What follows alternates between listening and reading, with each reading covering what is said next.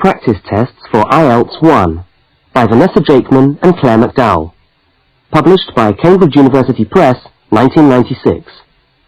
This recording is copyright. Cassette 1, Side 1. Practice Test 1. You will hear a number of different recordings, and you will have to answer questions on what you hear. There will be time for you to read the instructions and questions, and you will have a chance to check your work. All the recordings will be played once only. The test is in 4 sections. Write all your answers in the listening question booklet. At the end of the test, you will be given 10 minutes to transfer your answers to an answer sheet. Now turn to section 1 of your question booklet.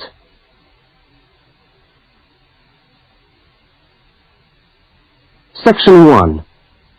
You will hear a telephone conversation between a woman and a police officer. First, look at questions 1 to 5. For each of the questions, 4 alternatives are given. Decide which of the alternatives, A, B, C or D, best fits what you hear on the tape, and circle the appropriate letter.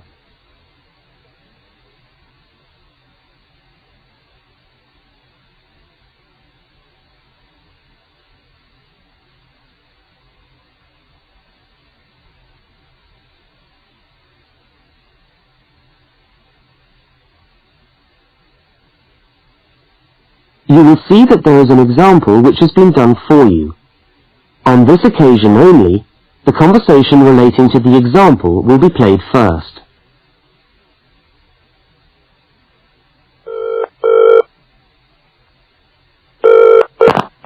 Good evening, City Police Station. Can I help you?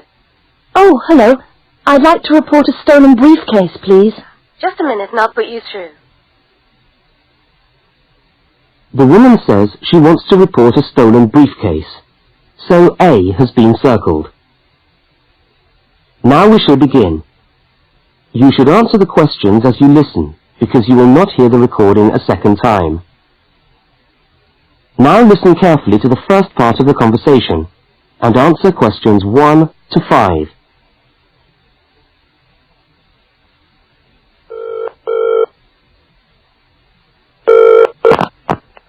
Good evening, City Police Station. Can I help you? Oh, hello. I'd like to report a stolen briefcase, please. Just a minute and I'll put you through. Lost property, can I help you? Oh, yes. I've had my briefcase stolen. Okay, I'll take some details. Tell me what it looks like, first of all. Well, it's a soft leather one, you know, not a heavy box type like a man's. And how does it close? It's got buckles at the front, 2 of them. They're gold-plated ones. Fine. Was it locked? No, I'm afraid not. Never mind. Any distinguishing features? Pardon? Any marks or badges on it that make it stand out? Only the brand name. And where's that? It's on the back, at the bottom in the left-hand corner. It's saggy. Oh, and there's a scratch. It's quite bad, but small, directly above the brand name. I did it recently, putting it on my bike. I've got that. So, what did you have inside the briefcase? Well, all my papers from college. It's so frustrating, but thank goodness for computers. I haven't lost them completely. Yes, you're lucky. I had my wallet in my pocket, so I didn't lose that. But there were also my pens, which I got for my birthday, and a novel I was planning to read on the train. Right. Where exactly did you lose the briefcase? Well, I couldn't believe it. I was standing on the platform. It was right next to me. You were holding it? I'd just put it down on the floor, but I could almost feel it beside me. I was watching for my train because sometimes it comes early, and then next time I looked, my briefcase wasn't there. And what time was this? It must have been about 5:20. No, a bit later. I'd say 5:30 because it was just getting crowded and the train normally comes at about 25 to 6. Before they continue their conversation, Look at questions 6 to 10.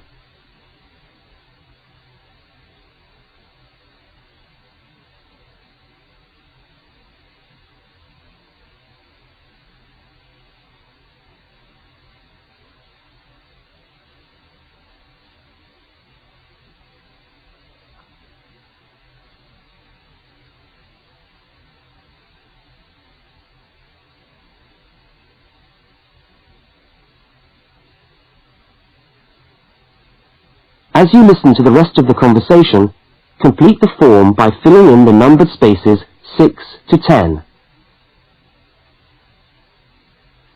Right, if you'll just give me some personal details. Yes. What name is it? I'm Mary Prescott. Can you spell that? Yes, it's Prescott.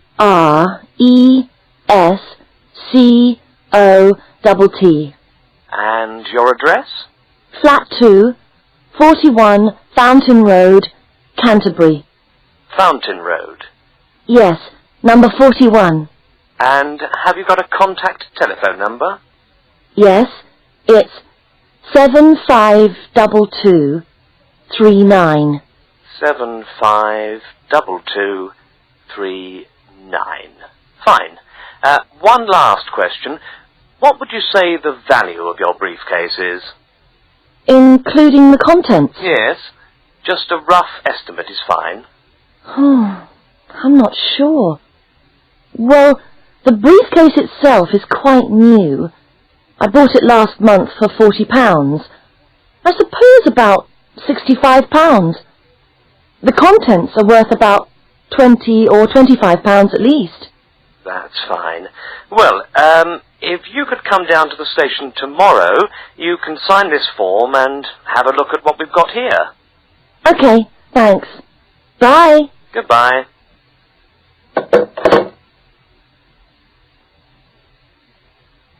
That is the end of section 1. You now have half a minute to check your answers.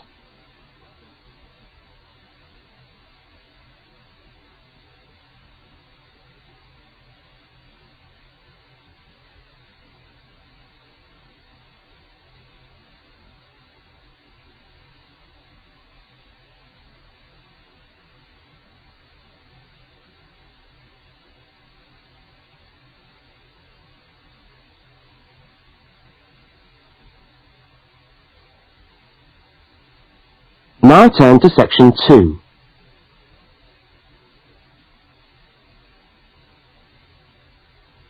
Section 2. You are going to hear a news report from an Australian radio program. First, you have some time to look at questions 11 to 13.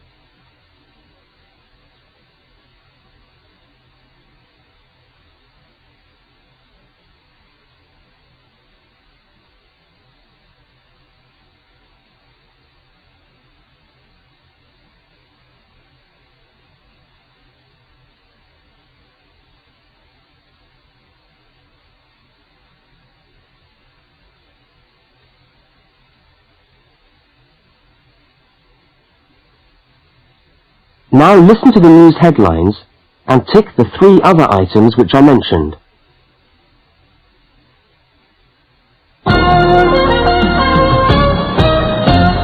This is the 6 o'clock news for Tuesday the 25th of November.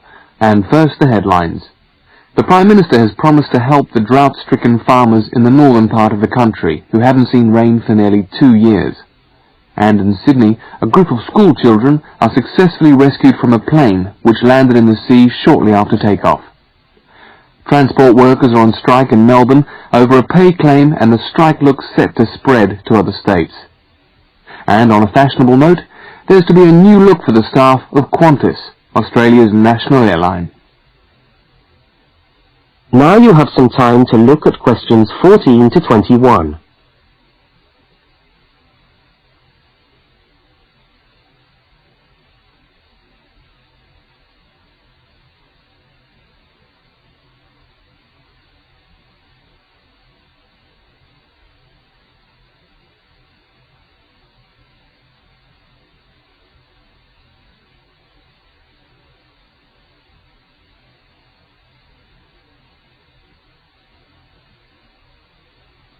As you listen to the rest of the news, complete the notes in the spaces provided. The Prime Minister has pledged today that he will make $250 million available to help the drought-stricken farmers who have not seen rain for years get through the next 5 years.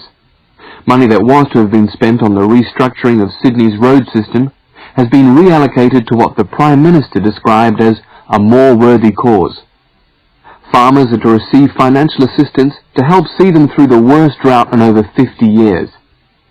Many farmers feel that while the money is welcome, it has come too late to save them and their farms from financial ruin, and are angry that the government did not act sooner. A group of school children who were travelling in a privately chartered aeroplane from Sydney to Queensland to take part in a musical concert found themselves swimming for the shore when their aeroplane had to land in the sea just 3 minutes after taking off from Sydney Airport. The pilot managed to bring the aircraft and its 50 passengers down safely in the calm waters of Botany Bay, where boats and pleasure craft were able to come to the rescue of the boys. The fact that it was a weekend meant that there were hundreds of boats in the bay enjoying the good weather, and this undoubtedly helped the rescue operation. "We owe our lives to the skill of the pilot," said one of the boys, but the pilot replied modestly that it was all part of a day's work. However, all their musical instruments were lost, and they never got to play at the concert.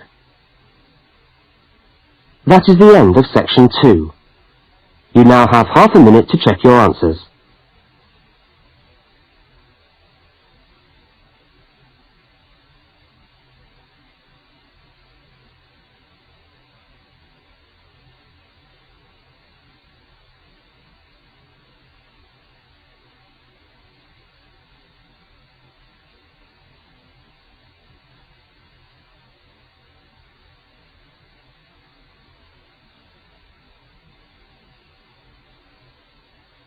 Now turn to section 3.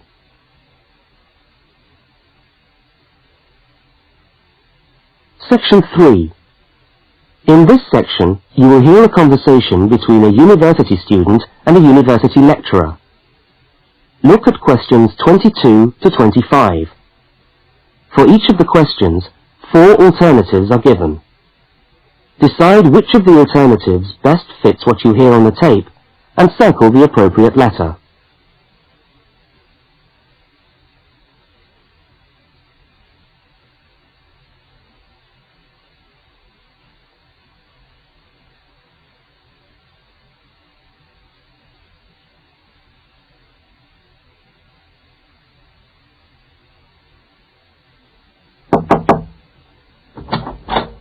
Hello. Can I come in? Oh, yes, come in. How can I help you? I was looking for the economics office. I've been all over the arts faculty building looking for it, but I could only find the School of Accounting and Economic History. Is this the right place? Yes, this is the School of Economics. Oh, good. I'm a new student, and I was wondering if someone could give me some information. Well, I might be able to help. I lecture on that program. What do you need to know? Oh, quite a few things, actually. Firstly, how many lectures a week do I have to attend? Ah, well, the Economics 1 course is a double unit. So there are 2 lectures a week and 1 tutorial. Oh. The lectures are scheduled for Tuesday and Thursday. What time? Let me see. You know, this information is all in the handout, which you should have received yesterday at the orientation meeting. Was there a meeting yesterday? I didn't know about that. No one mentioned... Yes, there was. But never mind. Now, lectures are at 4 in the afternoon. Oh, 4's a bit late. I've got a part-time job that starts at 4:30. Well, you can't be in 2 places at once, can you? And attendance at lectures is necessary. We expect at least 90% attendance at this university, you know. 90%? That's high. Do they enforce that rule? Yes, we do. We're pretty strict about it, actually. And what times have been set down for the tutorials? Do you have that information? That's a very well-attended course, so there's a number of tutorial times. Monday, Wednesday and Friday, all at 9 o'clock. Yours will be allocated at the first lecture. Can't I choose the time? Maybe, maybe not. You'll have to talk to the lecturer on the course. Dr. Roberts is his name. Oh, okay. Now look at questions 26 to 31.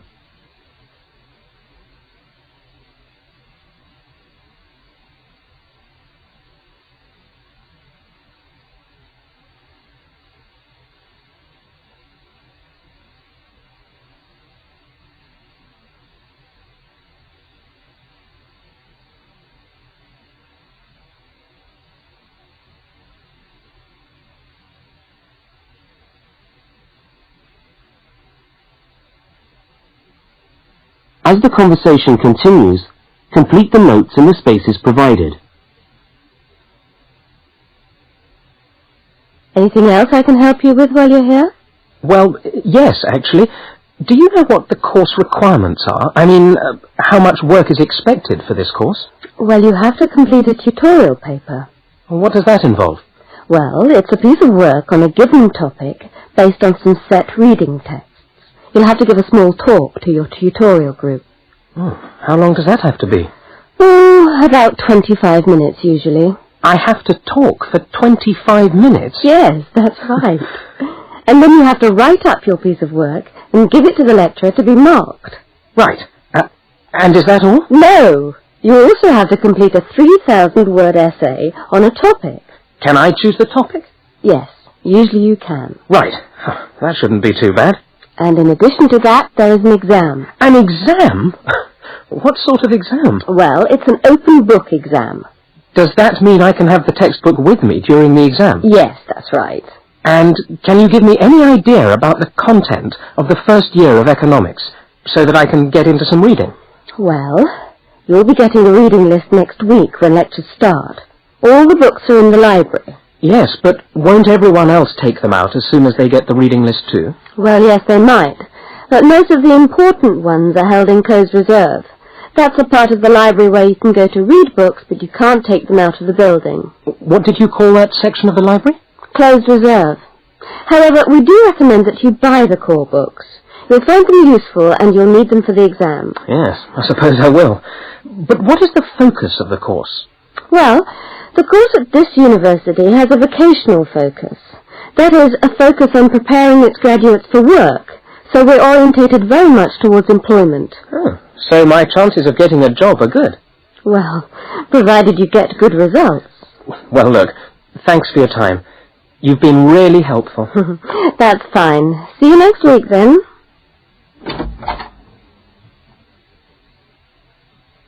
That is the end of section 3. You now have half a minute to check your answers.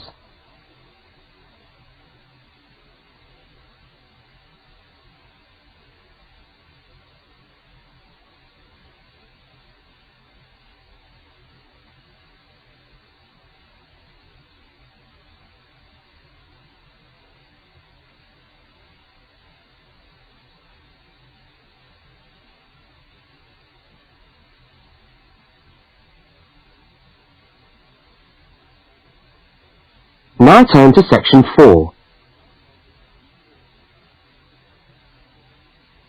Section 4. You will hear a talk given by a university lecturer about the structure of the university. First, look at questions 32 to 36.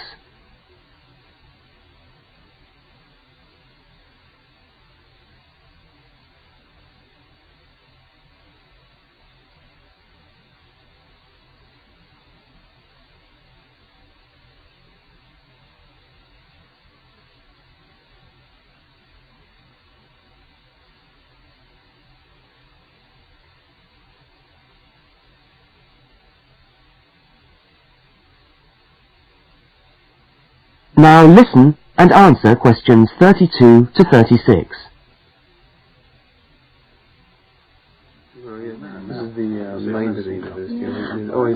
Good morning and welcome to the University of Westlands.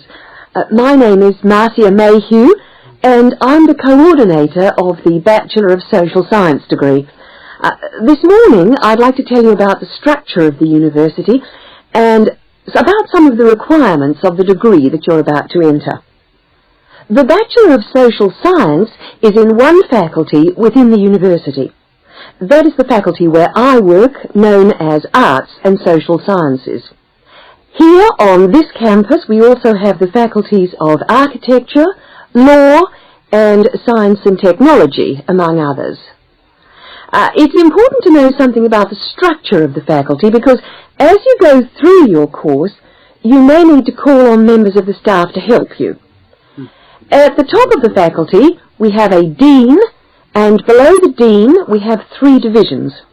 Each division has a divisional head, and your degree is located in the Division of Social Sciences.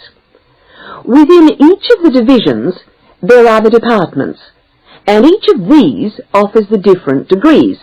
For instance, 2 of the departments which offer the major subjects for your award are sociology and psychology. Each has a departmental head, but for practical purposes, the people you are going to see the most of are myself as coordinator of the social sciences degree, and the actual lecturers who are teaching the subjects that you are taking. For instance, in the first semester, you'll be doing 4 subjects: psychology, sociology, history, and economics. If you have any problems or difficulties, not that I'm anticipating you will, but you never know, then you should go and see your lecturers. For instance, you may find that you can't meet a deadline for an essay, or perhaps you're having problems with attendance. These seem to be the 2 most common problems that students face.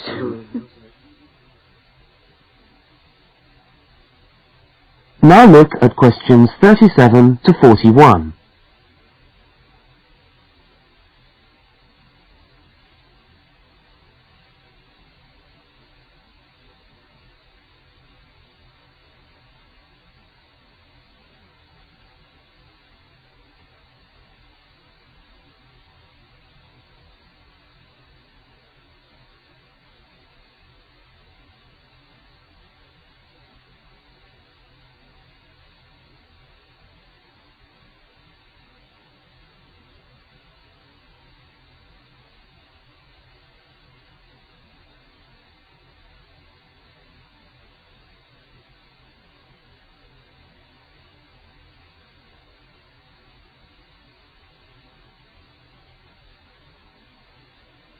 As you listen to the rest of the talk, answer the questions 37 to 41.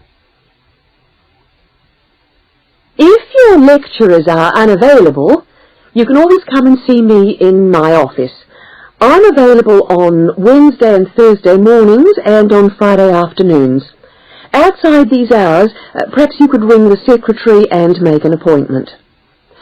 Now, you'll note that all of the subjects which you undertake in the first year are composed of lectures and tutorials. A lecture is about an hour long and a tutorial usually runs for about 2 hours. A lecture is rather like what I'm doing now, where one person will talk to all of you together on a subject. Now, we do ask you to try to attend the lectures. A tutorial is perhaps where most of the learning occurs at a university.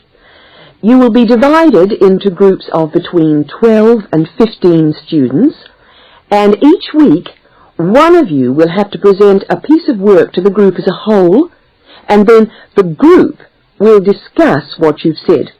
It's this discussion, this exchange of ideas, which really constitutes the basis of university learning, in my view. Listening to lectures in many ways is just giving you information that you could access for yourself in the library.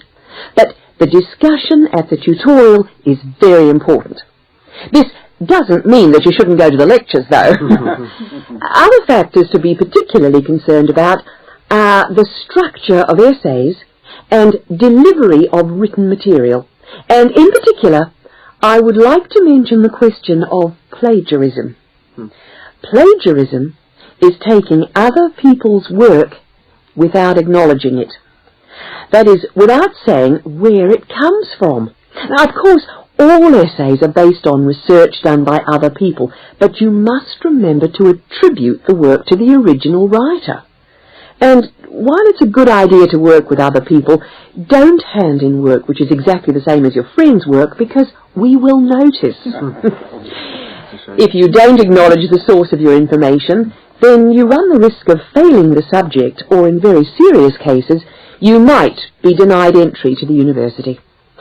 Last but not least, stay in touch with us. If things are getting you down, don't go and hide. Come and talk to us about it. That's what we're here for. Right. Thank you very much for coming along today.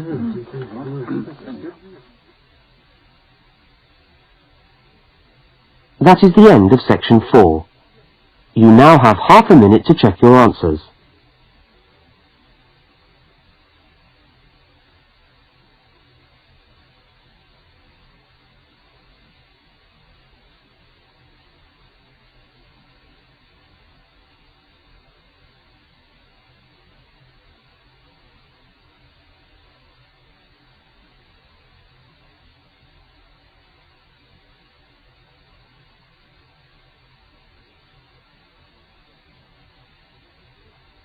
That is the end of the listening test.